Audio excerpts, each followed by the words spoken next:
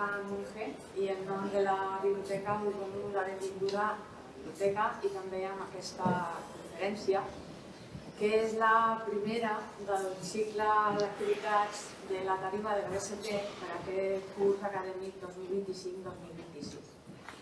I en aquesta primera conferència, la nostra convidada ens parlarà dels problemes de la salut que generen els microplàstics i els nanoplàstics.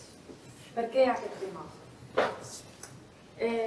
A finals de l'any passat vam veure publicat a la web de la universitat una notícia que ressenyava una investigació de la UAB que havia aconseguit caracteritzar detalladament com les bossetes de té comercials basades en polímers alliberaven en la infusió, un cop escalfats, aquests materials plàstics a la beguda.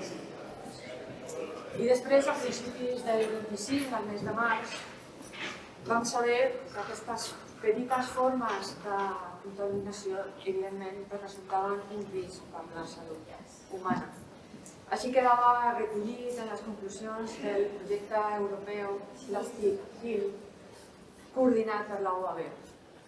En aquest projecte, la investigadora principal és la doctora Alba Hernández Bonilla, que ens ha vingut a parlar d'aquest tema, perquè ella és la líder del grup en recerca en mutagènesi i la directora també del Departament de Genètica i de Microbiologia. A veure si ens posem al día sobre aquest tema. Muchas gracias. Muy bien, pues gracias. ¿Me oís bien, verdad? Si no tengo un micro, si en algún momento decae la voz, me avisáis y utilizaré el micrófono, ¿vale? Me avisáis. Bueno, ya me han presentado, soy Alba Hernández, líder del grupo de mutagénesis y líder también del proyecto europeo Plastic Hill, ¿no? Que buscaba comprender, porque el proyecto ha terminado hace poquitos meses, buscaba comprender cómo los micronanoplásticos afectan a la salud de las personas. Entonces os voy a explicar un poco, he tenido la suerte, ¿no?, de poder trabajar en este entorno multidisciplinar, europeo, con un grupo, aquí tenéis una foto de la última que hicimos de proyecto en la conferencia final en Barcelona.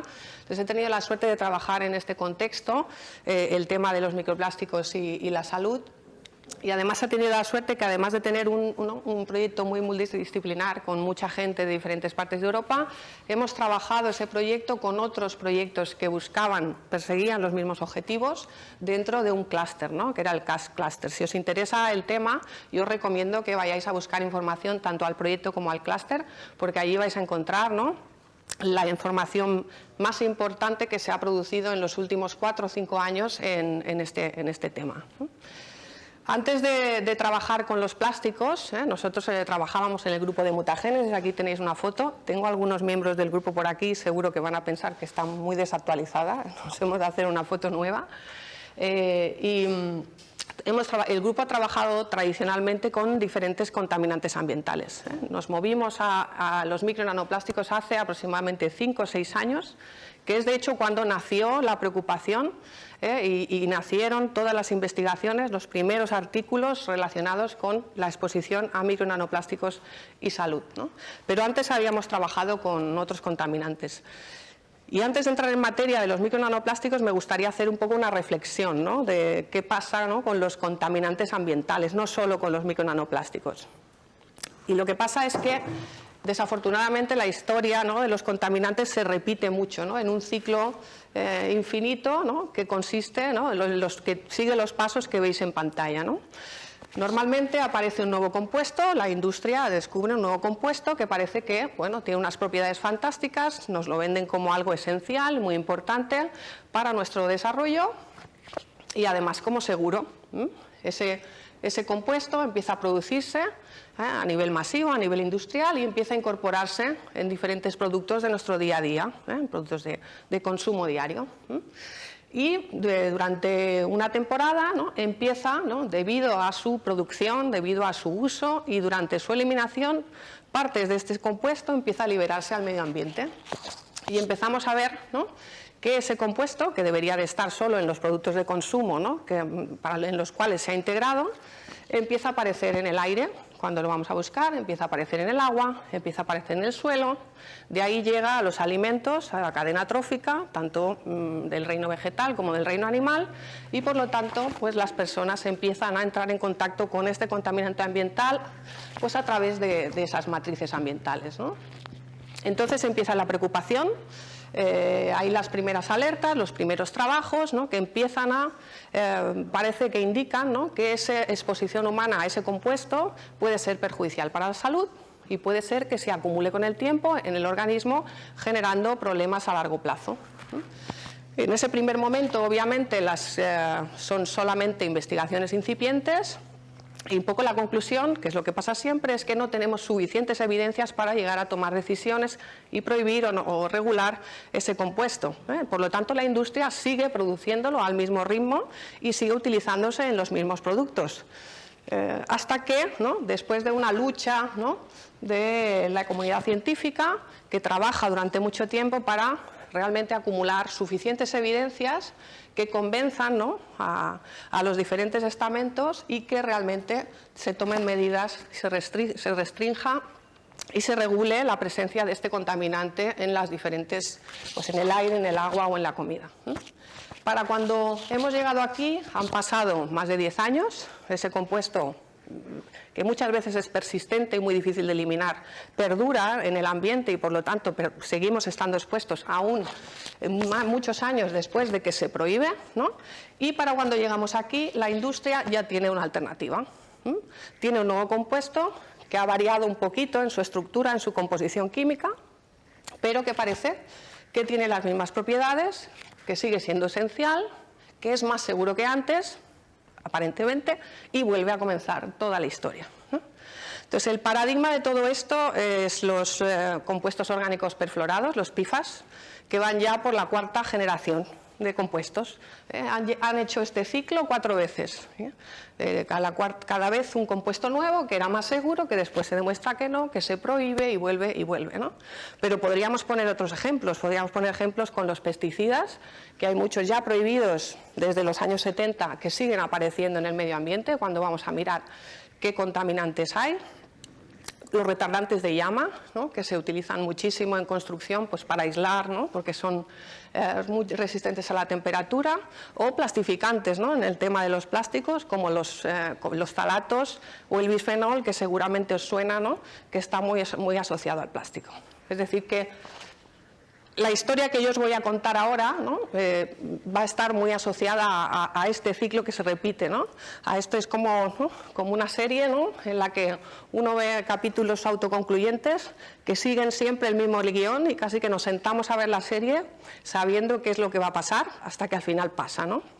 Estamos viendo, ¿no?, cómo pasa una y otra vez los mismos problemas relacionados con la contaminación. Y no es nada trivial por el hecho de que, como tenéis aquí en pantalla, los efectos en salud que tienen estos contaminantes son claros y cuantificables. Es decir, que, ¿no?, nuestra salud está modulada por el ambiente en el que vivimos, y la contaminación a la que estamos expuestos. Yo os he puesto aquí, ¿no?, el ejemplo de que esa contaminación, en este caso la que está en el aire, está relacionada con enfermedades tan graves como el cáncer, ¿no?, que todo el mundo reconoce, pero podría daros ejemplos de otras enfermedades que también, ¿no?, tienen una base ambiental y que son agravadas por la contaminación ambiental. Entonces, bueno, en este contexto, ¿qué hacemos, no? Nos ponemos a ver la serie otra vez y esperamos a que suceda, ¿no? Pues es un poquito mi trabajo, o la motivación de mi trabajo y de todos los que trabajan conmigo en el grupo y del proyecto europeo, es un poco apagar, ¿no?, apagar la serie y obligar a que haya un cambio de guión, ¿no?, que las cosas cambien, ¿no? Porque realmente creemos que a través de la información científica que generamos nosotros en el laboratorio, podemos incidir sobre alguno de los eslabones de esa cadena de eventos, ¿no?, que al final es un ciclo, para romperlo, acortarlo o como mínimo mejorar la situación, ¿no? Entonces, todo el trabajo que yo os voy a presentar ahora a continuación relacionado con los plásticos, pues busca, ¿no?, pues esto que veis aquí, ¿no? Intentar, ¿no?, que lo que hagamos sea útil para el regulador, que tenga más rápido elementos para regular cuando toca que la industria pueda utilizar nuestros resultados para generar nuevos compuestos que verdaderamente sean más seguros para la salud, ¿no? Y que no tengamos que repetir el ciclo, que se rompa, ¿no? Que en la salud, ¿no? Y los que tienen que practicar salud y gestionar la salud sean conscientes de que los factores ambientales tienen un rol muy importante en las enfermedades y que gestionen mejor el manejo del paciente para que se pueda eso teniendo eso en cuenta. Y también, obviamente, queremos que nuestros resultados sirvan para que la población general esté mejor informada, pueda tomar decisiones que sean mejores para su propia vida y para la vida en general del medio ambiente y de las personas. Por lo tanto, un poco para que tengáis el marco, ¿no? Un ingeniero quiere hacer un dispositivo para que funcione en un X contexto. Lo que yo quiero, lo que quiere el grupo, lo que quiere Plastic Hill, lo que busca es realmente hacer un cambio, ¿no? En este paradigma para tener una vida mejor y un medio ambiente mejor y que eso sea beneficioso para nuestra salud.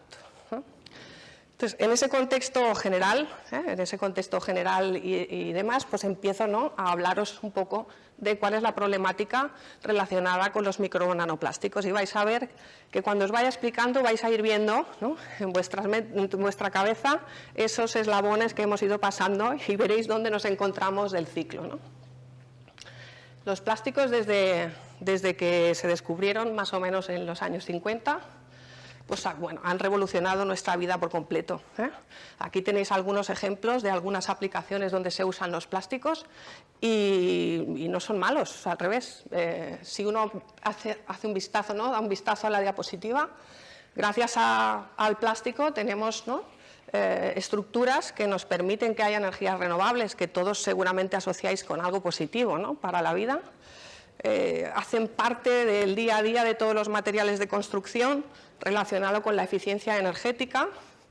Son un componente principal en lo que es todo el food packaging, los contenedores de plástico, y haciendo que no se malbarate la comida, que dure tiempo y que no tengamos que desperdiciarla, o sea que es una cosa positiva. Y cuando uno piensa en salud, en hospitales, ¿no?, en médicos, pues todos los elementos que utilizan estos expertos para curar al paciente tienen que ver con el plástico. Es decir, que vaya por delante que efectivamente el plástico fue algo que cuando apareció, ¿no?, vino o estaba llamado a revolucionar en positivo nuestra vida, ¿no?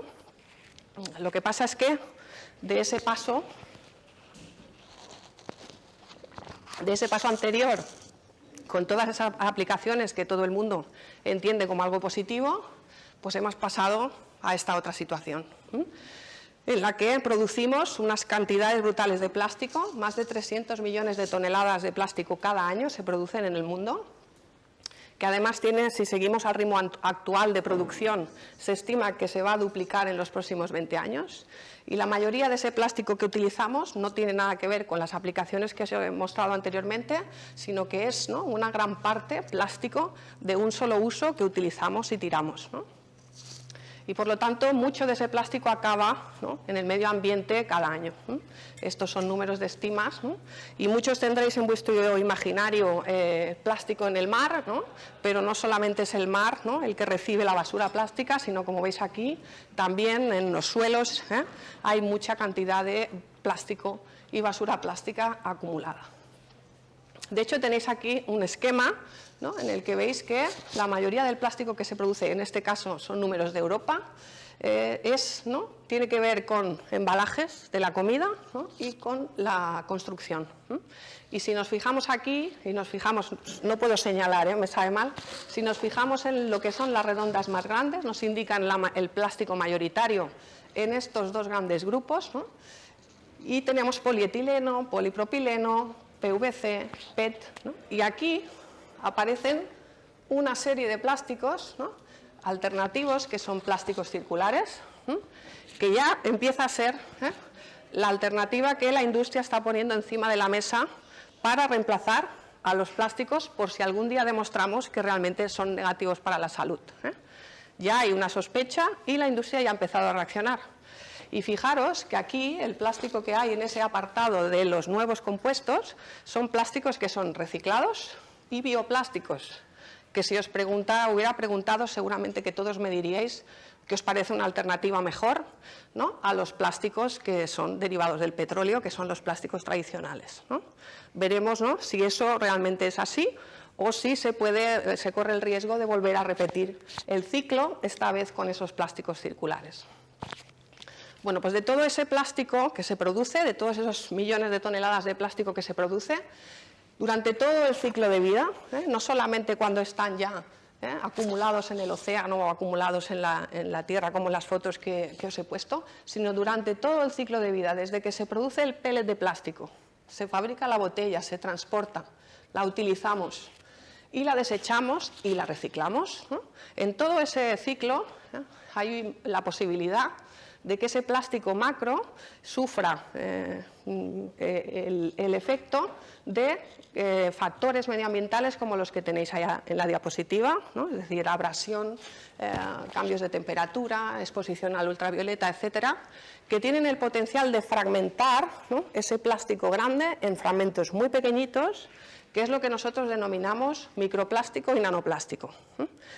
Y ponemos aquí la frontera en la definición de microplástico y nanoplástico en lo que tenéis en la diapositiva. Entre 1 micra y 5 milímetros lo llamamos microplástico, y no es trivial esta diferenciación, digamos, entre lo que es micro y nano, ya lo veréis después. Y los nanoplásticos son los que están por debajo de la micra, son más pequeñitos que una micra, y esa es la diferencia que hacemos. Muchas veces yo hablo de los micro y nanoplásticos como un todo, pero en realidad, ¿no?, hay esa diferenciación. Esos micronanoplásticos que se producen de la fragmentación del plástico que nos rodea se han encontrado en todas partes, se han encontrado en el aire, se han encontrado en el suelo, se han encontrado en los organismos, en los vegetales, en los animales, han entrado en la cadena trófica y por lo tanto las personas estamos expuestas a esos micro y nanoplásticos a través de la ingestión de agua, de alimentos contaminados, o de la inhalación del plástico que está, pues, flotando en el aire. Nuestras barreras primarias, lo que sería el pulmón y el sistema gastrointestinal, es bastante eficiente en no dejar pasar al resto del cuerpo, a la sangre y a los órganos secundarios, el plástico que es más grande, los microplásticos más grandes, pero no puede retener el plástico que está por debajo de la micra, los nanoplásticos. Esos, una vez llegan y están en contacto con el epitelio gastrointestinal y el epitelio pulmonar, tienen la capacidad de translocar a la sangre, pasan a la sangre y de la sangre se distribuyen a los diferentes órganos, donde con el tiempo se va acumulando. Tenéis que pensar que comer, ¿no?, y respirar es algo que hacemos todos los días, ¿no? Por lo tanto, estamos expuestos por estas vías de manera crónica y durante toda la vida a estos plásticos, con el potencial de que se vayan acumulando en los diferentes órganos. Y aquí no lo podéis ver, pero estos son diferentes artículos, ¿no?, donde describen que han encontrado micro y nanoplásticos en sangre, en placenta, han encontrado en orina, han encontrado en la leche materna, etcétera, etcétera, ¿no? Hay una serie de publicaciones que ya nos están indicando que sí que pueden encontrar, demostrando que se produce ese traspaso de los plásticos más pequeños de las barreras primarias a los órganos secundarios. Vale, estamos expuestos, todos estamos expuestos de una manera crónica y de manera continuada. ¿Es eso un riesgo o no es un riesgo? Y aquí es donde entra en juego las propiedades de lo que es un nanomaterial. Los nanomateriales, los nanoplásticos, los que están por debajo de la micra, os he puesto una escala para que tengáis una noción del tamaño que estamos hablando. Estaríamos hablando de partículas que son más pequeñas que una bacteria, que son como un virus, alrededor de un virus, y que tienen, pues, mucha facilidad para entrar en las células, por su pequeño tamaño. Y además tienen una superficie muy grande en relación a su volumen, y eso quiere decir que esas partículas tienen mucha capacidad de interaccionar con su superficie, con diferentes elementos de la célula. sea lípidos, sea DNA, sea proteínas. Dentro de la célula tiene toda una superficie para poder interaccionar muy grande, ¿eh? Y esto le confiere a la partícula, a las nanopartículas, un potencial tóxico elevado, ¿no? Y por lo tanto se junta el hecho de que estamos expuestos con el hecho de que las propiedades de un nanomaterial ya nos hacen estar alerta de que hay una posible reactividad cuando está dentro de la célula. Y obviamente cuando eso lo hemos demostrado, pues aparece una gran preocupación en los medios y probablemente muchos de vosotros estéis aquí escuchando porque os habéis hecho eco de algunas de estas noticias y queréis saber más, ¿no?, sobre cuáles son los riesgos a los que estáis expuestos y qué podéis hacer para tratar de evitarlos o minimizarlos al máximo, ¿no? Bueno, pues es necesario, por lo tanto, averiguar, ¿no?, realmente determinar exactamente cuál es ese riesgo, ¿no? Y para eso, pues ya os he ido un poco introduciendo, hace falta que investiguemos, y es lo que hemos hecho en Plastigil y lo que hacemos en el grupo, que investiguemos cuál es la exposición específica, exactamente a cuántos micronanoplásticos tenemos en nuestro cuerpo, tenemos en nuestro organismo, y hemos de saber esos microplásticos que son los que tenemos, esas cantidades que tenemos en el organismo, qué efectos producen. Pero esto es lo que os comentaba, que tarda mucho tiempo, necesitamos muchas evidencias para convencer a un regulador, a un responsable de hacer políticas, de que le diga a la industria tienes que parar de producir esto o de que obligue a las diferentes administraciones a medir los niveles de plástico en comida y aire para mantenerlos a niveles seguros. Todo eso implica mucho esfuerzo, mucho trabajo y estamos ahora mismo en este camino de tratar de tener las suficientes evidencias para que se pueda llegar a regular. El problema de los micronanoplásticos es que aún más complicado que con otros químicos con los que hemos trabajado anteriormente. Los químicos son fáciles de medir, vamos a decir fáciles, comparado con lo que es medir un plástico en una muestra biológica, en un trozo de tejido o en sangre. Y además, bueno, y eso hace que sea muy difícil saber exactamente a cuántos plásticos estamos expuestos, ¿no? Hay una serie de problemas metodológicos asociados a los micronanoplásticos que hacen muy complicado determinar el riesgo, determinar la exposición. Os he puesto aquí un esquema de lo que sería todo lo que habría que hacer para acabar teniendo una medida de cuánto plástico tiene una muestra de sangre de una persona una muestra de cuánto plástico tiene una persona, ¿no?, la muestra de sangre de una persona.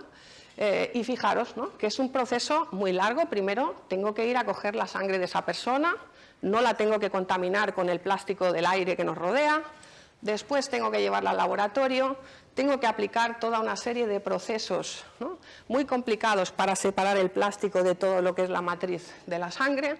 Además, dependerá de si quiero medir el plástico más pequeño, los nanoplásticos o los microplásticos, tengo que hacer una cosa u otra, un método u otro, y una vez los tenga supuestamente bien separados sin haber perdido nada por el camino, tengo que utilizar una serie de herramientas de análisis muy complicadas para medir los plásticos y también esas herramientas son distintas dependiendo del nivel, el tamaño de plástico que voy a mirar. Al final, esto se convierte en una rama de muchas posibilidades. Para una sola muestra, tengo que tener mucho cuidado al colectarla, tengo que hacerle diferentes procesos dependiendo de qué herramienta después voy a tener que aplicar y tengo que aplicar muchas herramientas combinadas para tener una idea clara de qué niveles de plástico tiene, en cuanto a tipos de polímero y tipos de tamaños. Y eso convierte este ejercicio en algo muy complicado.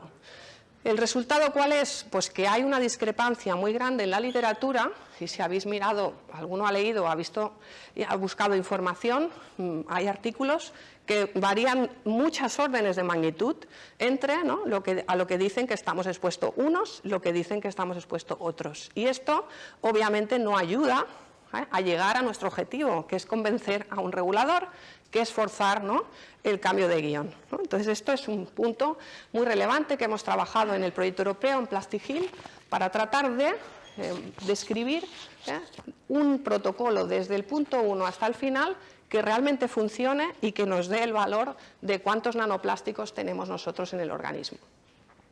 Si miramos el otro aspecto, no el de la exposición, sino el de los efectos que puede producir esa partícula cuando ya está en el organismo, nos encontramos con este problema, que es que, perdonad, iba a señalar, que es que lo que nosotros encontramos en la naturaleza es una foto que se puede parecer a esto, ¿no? Muchos diferentes tipos de polímeros, ¿no?, que vienen de diferentes fragmentos de plástico, de diferentes tamaños y de diferentes formas.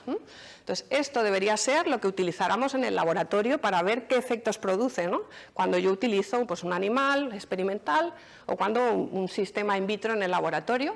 Cuando quiero saber qué pasa, pues debería coger esta mezcla realista y exponer a mi sistema para ver qué pasa. Pero eso no se puede hacer, y lo que ha hecho la mayoría de gente, y de lo que nosotros hemos tratado de escapar, es utilizar un modelo, que son estas bits, estas bolitas de polistireno, como si esto reflejara esta situación. Veis solo en la foto, sin ser expertos, que obviamente es muy diferente una cosa de la otra. Y por lo tanto es muy difícil que yo pueda saber cuándo lo que yo encuentro en el laboratorio, los efectos que yo encuentro utilizando ese modelo, realmente se puede extrapolar a lo que va a suceder en la realidad o no. Entonces, esto es otro punto crítico muy importante, porque el 90% de los artículos que aparecen en la literatura utilizan este modelo como si fuera el micronanoplástico que encontramos en la realidad. Nosotros hemos hecho mucho esfuerzo para intentar huir de ese modelo y utilizar fragmentos de plástico que verdaderamente sean los que podemos encontrar en la naturaleza. Y, por ejemplo, esto es uno de nuestros trabajos, que intentamos reproducir PET, microplásticos de PET que se fragmentan a partir de las botellas de plástico, reales, por métodos de abrasión, intentando simular lo que sucede en la naturaleza. Y veis aquí una foto que tampoco hace falta que comentemos en detalle, pero fijaros, ¿no?, que esa foto de ahí pues no se parece a las bits que veíais antes. Tiene diferentes tamaños, tiene formas irregulares, ¿no?, y por lo tanto puede ser más fiable que lo que yo encuentre después cuando voy a buscar al laboratorio tenga relevancia de cara a evaluar el riesgo. Aparte de estas dos cuestiones metodológicas, tecnológicas importantes que me impiden saber bien cómo es la exposición y saber bien cuáles son los efectos que produce, hay otro elemento que complica la vida de los que trabajamos con el plástico, que no pasa con los químicos. Los químicos tienen un CAS, tienen un número, un carnet de identidad y son, ¿no?, son siempre el mismo compuesto. Los plásticos, los micronanoplásticos, bajo el mismo nombre, encontramos múltiples, ¿no?, elementos de diferentes tamaños, de diferentes formas, de diferentes polímeros y que provienen de diferentes objetos macro, ¿no?, de los que se degradan. Por lo tanto, bajo el mismo nombre, aquí hay muchos compuestos distintos y esto hace muy difícil que consigamos tener las evidencias que necesitamos. ¿Qué hay que hacer? Analizarlos todos uno a uno, ¿no? Además, con el agravante, ¿no?, de que muchos de estos plásticos van rellenos, adobados con aditivos, y que la mezcla de aditivos que lleva una botella de PET pues no es la misma mezcla de aditivos que lleva un juguetito de PET, ¿no? Entonces, esto hace que el mismo PET, ¿no?, el mismo elemento, el mismo polímero, también lo encontremos en diferentes formas. Bueno, entonces, esto, ¿no?, complica mucho el trabajo. Pues en este contexto de dificultad es en el que nos hemos tenido que mover dentro del proyecto, porque, bueno, y entonces os voy a presentar pues algunos de los resultados que hemos encontrado, ¿no? Aquí tenéis una diapositiva en la que aparece, ¿no?, la palabra trabajador, ¿no?, y la industria textil. Porque una de las cosas que hemos hecho en el proyecto es ir a buscar a trabajadores que están expuestos más allá del público general, ¿no?, en la industria, ¿no? Estos trabajadores están en una empresa todo el día trabajando, ¿no?, con partículas plásticas de PET en la industria textil, ¿no? Entonces asumíamos que esos trabajadores podían estar expuestos más, ¿no?, que la población general. Y aquí tenéis, ¿no?, esto es el resultado solamente de un trabajador, porque estos resultados no están todavía publicados, no puedo daros la información agregada, pero veis que aquí se ha medido en un trabajador lo que tenía en el aire de los pulmones, ¿no? Y aquí vemos, ¿no?, que aparecen pues, el PET, al que está expuesto en la industria textil y que estaba también en el aire de esas empresas. Cuando nos vamos a mirar a un trabajador qué pasa en sangre o qué tiene en sangre, pues aquí tenéis un ejemplo de lo que hemos encontrado, ¿no? Diferentes tipos de polímeros, poliestireno, polipropileno, teflón, entre 0 y 3 micras aproximadamente, ¿no? Y grandes cantidades. Tanto en el aire de los pulmones de estos trabajadores como en sangre tenían unos niveles muy elevados, más de 2.000 partículas por mililitro de la sangre de los trabajadores. Por lo tanto, hemos conseguido con ese sistema que os digo, fiable, ¿no? Ese protocolo fiable de medir, de colectar la muestra y de medir a cuántos nanoplásticos están expuestos, demostrar que sí que hay exposición, que es una exposición elevada a diferentes tipos de plásticos en este caso. Después, si me hacéis alguna pregunta, seguramente volveremos sobre esta diapositiva y os comentaré alguna cosa más interesante. Estos trabajadores, además de tener mucho plástico en sangre, por estar expuestos en su lugar de trabajo, también tienen niveles elevados de lo que llamamos daño oxidativo y daño genotóxico, daño en el DNA. Vemos que hay alteración en su ADN que demuestra de alguna manera, es un biomarcador de daño, ¿no? Y también vemos, ¿no?, que hay una serie de citoquinas inflamatorias relacionadas con la inflamación o procesos de inflamación que también están sobreexpresadas en estos trabajadores.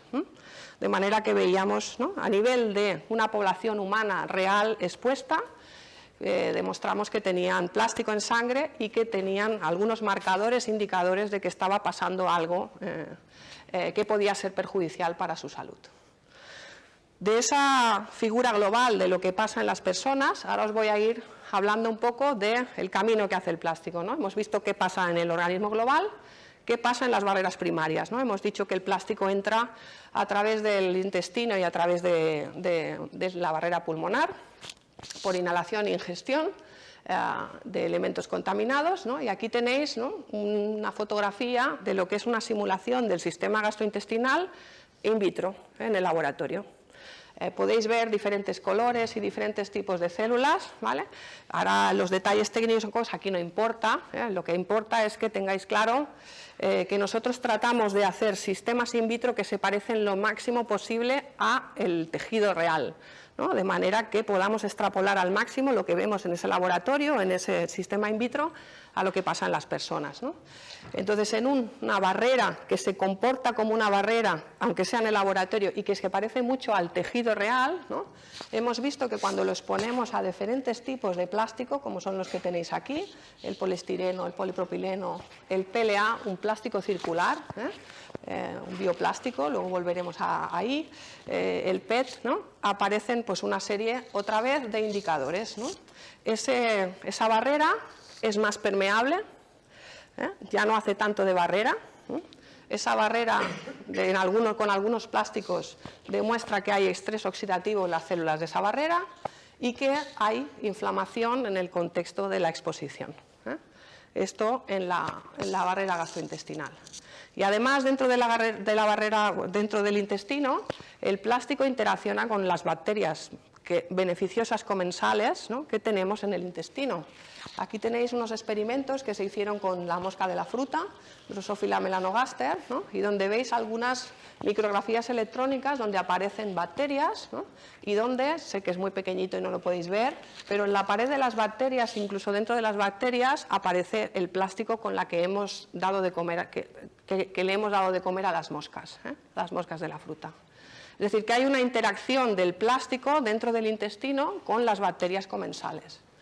Y esto le produce cambios a ese microbioma, hace que disminuya mucho, este es el control, esta es la riqueza de las bacterias, la cantidad de diversos tipos de bacterias que hay en el intestino, y aquí tenéis el control positivo y los diferentes plásticos. Como veis, tanto el control positivo como los diferentes plásticos producen una reducción en la riqueza de las bacterias que tenía esta mosca antes de ser expuesta.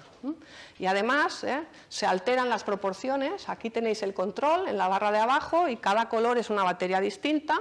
Si os vais a mirar los colores de arriba, pues vais a ver que hay una diferencia entre los diferentes colores, ¿no? Indicando que las proporciones entre bacterias cambian, ¿eh? Por lo tanto, hay un impacto en el microbioma que ya sabéis, ¿no?, que tiene relación después con la salud global del individuo. Pasamos al pulmón, hemos hablado de lo que pasa en el intestino, qué pasa en el pulmón, ¿no? Otra vez, esto sin entrar en detalles, es un sistema que tenemos utilizando un tipo de célula que cuando se crece en determinadas condiciones recapitula perfectamente lo que es el bronquio, digamos, del pulmón. Estas células, ¿no?, veis aquí unas micrografías, se ordenan como pasa en el tejido real, se polariza igual que pasa en el tejido real, secreta mucus igual que pasa en el tejido real. Y en esas condiciones de un tejido realista, cuando exponemos, y en este caso, vuelvo a insistir, este es un bioplástico, el PLA, no es un plástico derivado del petróleo, es una de las nuevas alternativas. Cuando exponemos esta barrera durante bastantes días, un par de semanas, a este plástico, empiezan a aparecer otra vez cambios estructurales, aunque no son muy marcados, pero aparecen algunos cambios estructurales, sobre todo en la secreción de mucus, aparece daño en el DNA de las células de esa barrera y aparece de nuevo inflamación en las células de esa barrera, ¿no?, indicando que la exposición a plástico ha tenido unas consecuencias en ese tejido. Y de nuevo, ¿no?, ahí puede haber también interacción con bacterias. Volvemos a ver aquí, ¿no?, unas fotografías de micrografías electrónicas donde tenéis, ¿no?, dos patógenos respiratorios, ¿no?, que son, bueno, que impactan la salud de las personas, y veis cómo todas esas bolitas son el plástico que se le ha pegado, ¿no?, a este patógeno. Tienen esa capacidad de interaccionar, pasaba en el intestino, pasa también en el aire, ¿no?, donde esas partículas también interaccionan con los microorganismos. Y aquí veis una fotografía donde tenéis el núcleo de una célula. En un color tenéis la bacteria y en otro color tenéis el plástico. Y veis que cuando entran dentro de la célula estos patógenos, ¿no?, entran con el plástico. Y esa combinación hace que la respuesta a la infección sea distinta en las células. De manera que también podemos tener consecuencias respiratorias de manera indirecta a través de que se alteran procesos que tienen que ver con microorganismos, en este caso patogénicos, podría también ser con microorganismos beneficiosos. Voy un poquito... ¿Todavía estáis bien? ¿Mantenéis la atención? Venga, pues de las dos barreras primarias, ahora pasamos a sangre, ¿no? Ese era el viaje que hacíamos. He dicho que los que tenían menos de una micra eran capaces de pasar a sangre y de estar allí, ¿no? ¿Y qué pasa, ¿no?, cuando exponemos el plástico a células sanguíneas o a sangre? Lo que hacemos en el laboratorio es utilizar sangre entera, intentando simular lo que pasa en la realidad. La exponemos a diferentes tipos de plástico, como los que veis aquí, poliestireno del mismo tamaño pero con diferentes superficies, aquí hay PET y vuelve a ver el bioplástico, el PLA. Y estos son los diferentes parámetros que hemos ido midiendo, ¿no?, en las diferentes células, en este caso del linaje blanco, células de la línea blanca. Hay linfocitos, hay monocitos y hay células polimorfonucleadas. Es interesante ver que no todos los plásticos entran de la misma manera en todas las células, es decir, que a veces hay un tipo de plástico que tiene preferencia por entrar, ¿no?, dentro de una célula de un tipo y no del otro. Eso es una de las primeras observaciones, ¿no?, de que no todo el plástico es igual, que responde un poco a aquello que os comentaba, de que hay mucha heterogeneidad, ¿no? No todo el plástico es igual y no todo entra igual en las células y no todos generan el mismo impacto, pero veis que sí que hay algunos, entre los que se incluye el plástico circular, ¿no?, que producen daño oxidativo, otra vez, ¿no?, secreción de citoquinas que tienen que ver con la inflamación, incluso en algunos casos hay algunos plásticos que afectan a las células, a los eritrocitos, causando hemólisis. O sea que también vemos, ¿no?, que hay un efecto potencial que pueden ejercer en las células sanguíneas. ¿Vale? Y ya por último, ¿no?, nos vamos de la sangre, hemos dicho que se acumulan en los órganos secundarios, donde allí están durante todo el tiempo que estamos expuestos de manera continuada, ¿no? Para tratar de ver qué pasa en los órganos secundarios cuando están expuestos durante mucho tiempo a bajas concentraciones de ese plástico, nosotros tenemos un modelo, que es el que veis aquí arriba esquematizado, que es que tomamos células de un determinado órgano que nos interesa ver qué pasa, ¿no? Y las exponemos de manera continuada, y continuada quiere decir durante muchas semanas, 30 semanas, al plástico. Tratando de ver qué pasa en una circunstancia que es a la que estamos expuestos de verdad, ¿no? Entonces, hemos ido a mirar en este caso, después de esa exposición tan larga, qué pasa con algunos parámetros que tienen que ver con la carcinogénesis, con la aparición de un fenotipo tumoral, ¿no? Y entonces lo que medimos es una batería de diferentes parámetros que nos indican si la célula, después de esa exposición prolongada, tiene algunas características que se asemejan a las células tumorales o no. Y por ejemplo, ¿no? Pues aquí veis que vemos que las células, ¿no? De manera significativa, después de estar expuestas, ahora ya pueden crecer sin estar pegadas a la base de la placa, donde normalmente crecen. Y eso es una cosa que solo saben hacer las células tumorales, ¿no? Además, migran más, se mueven mucho más que las células no expuestas e invaden mucho más que las células no expuestas. Son capaces de atravesar lo que es el equivalente a la matriz extracelular. Es decir, que hemos encontrado in vitro, eso sí, falta mucho por hacer a nivel in vivo y a otros niveles experimentales, pero in vitro tenemos evidencias de que la exposición prolongada al plástico, el plástico solo o el plástico combinado con otros contaminantes como el tabaco, puede provocar en las células cambios moleculares y cambios en la manera de comportarse que nos indican que está habiendo, ¿no? Se está generando un fenotipo oncogénico. Por lo tanto, ya voy acabando, ya os he hecho, ¿no? El viaje entero, ¿no? Y para ir acabando, ¿no? En base a nuestros resultados, ¿no? ¿Qué podemos decir o qué podemos concluir? Os queréis llevaros como un mensaje, ¿no? Entonces, en base a nuestros resultados, y no solo nuestros resultados, si realmente pudiéramos extraer de toda la literatura que hay muchísima relacionada con los plásticos, nos pudiéramos quedar con los que trabajan con materiales que se parecen a los verdaderos, que trabajan con materiales de un tamaño que verdaderamente puede cruzar y acumularse en el organismo, y con unos sistemas experimentales, ¿no? Que sean realistas, encontraríamos, ¿no? Que ya tenemos indicios claros de que hay un problema potencial, ¿no? Hemos encontrado que hay genotoxicidad, el daño en el ADN, que puede alterar la barrera pulmonar y gastrointestinal, que han de actuar como barreras y que por estar en contacto con el plástico pueden dejar de hacer su función adecuadamente. Puede afectar las bacterias, ¿no? Del microbioma intestinal, que son relevantes para nuestra salud. Influyen sobre procesos inflamatorios y además a largo plazo y de manera continuada podrían incluso provocar la aparición de cáncer.